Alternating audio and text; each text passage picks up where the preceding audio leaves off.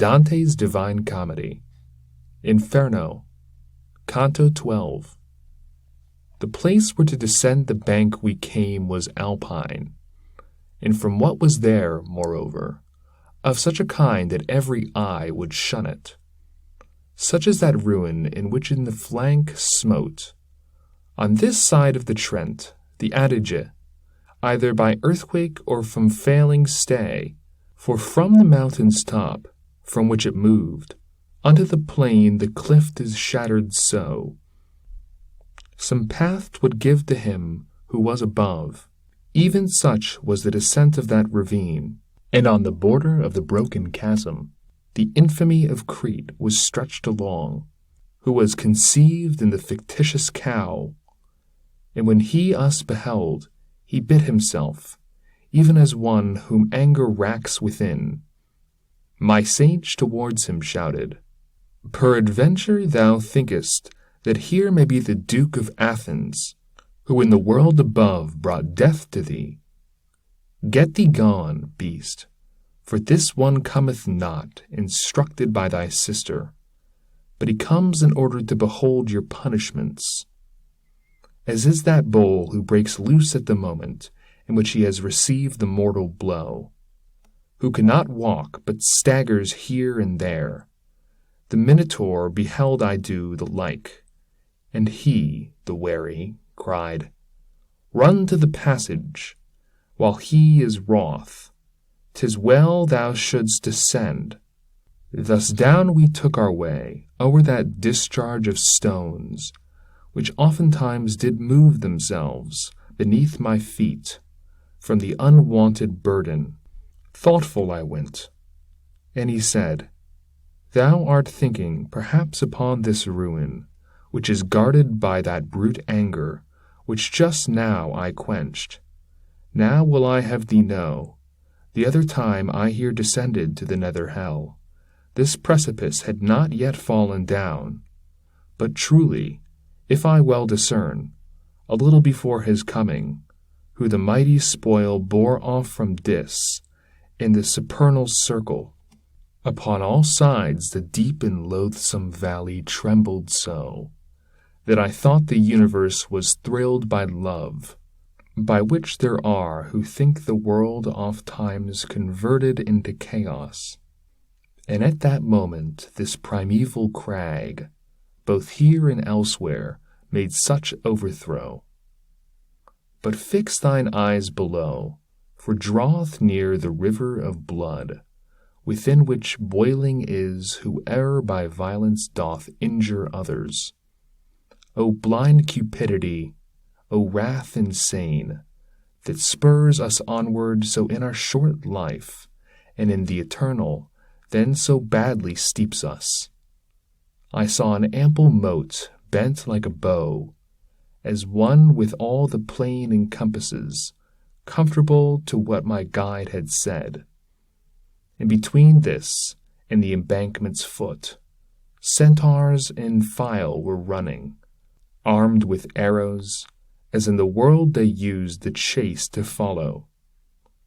Beholding us descend, each one stood still, and from the squadron 3 detached themselves, with bows and arrows in advance selected, and from afar one cried, Unto what torment come ye, who down the hillside are descending?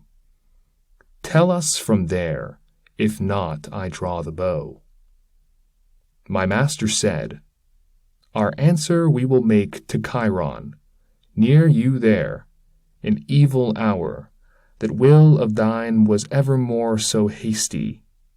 Then touched he me, and said, This one is Nessus, who perished for the lovely Deianira, and for himself did vengeance take.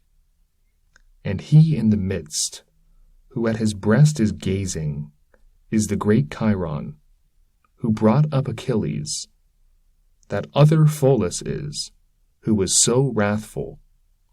Thousands and thousands go about the moat, shooting with shafts whatever soul emerges out of the blood, more than his crime allots. Near we approached unto those monsters fleet. Chiron an arrow took, and with the notch backwards upon his jaws he put his beard. After he had uncovered his great mouth, he said to his companions, Are you ware that he behind moveth whate'er he touches? Thus are not wont to do the feet of dead men.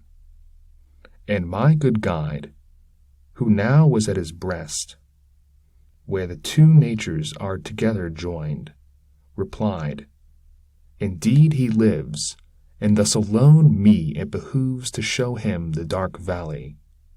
Necessity, and not delight, impels us. Some one withdrew from singing hallelujah, who unto me committed this new office.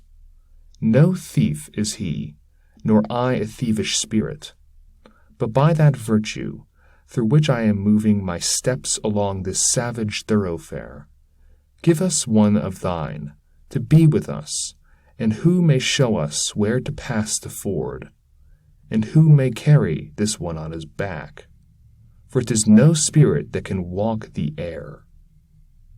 Upon his right breast Chiron wheeled about, and to Nessus, Turn, and do thou guide them, and warn aside if other band may meet you.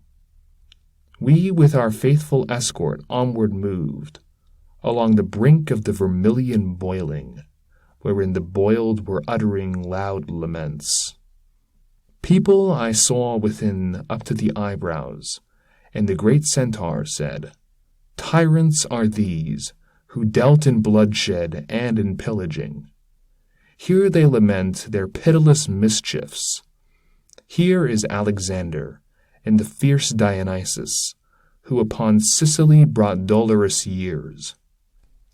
That forehead there, which has the hair so black, is Azaline, and the other who is blonde, Obizo, is of Este, who, in truth, up in the world was by his stepson slain. Then turned I to the poet, and he said, Now he be first to thee, and second to I. A little farther on the centaur stopped, above a folk who far down as the throat seemed from that boiling stream to issue forth. A shade he showed us upon one side alone, saying, He cleft asunder in God's bosom the heart that still upon the Thames is honored.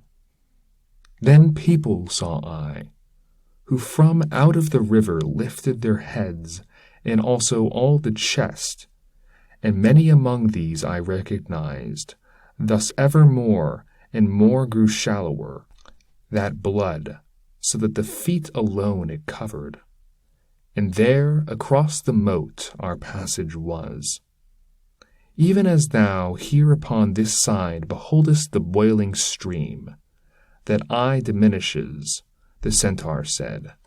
I wish thee to believe that on this other more and more declines its bed, until it reunites itself where it behoveth tyranny to groan. Justice divine upon this side is goading that Attila, who was a scourge on earth, and Pyrrhus and Sextus, and forever milks the tears which with the boiling it unseals.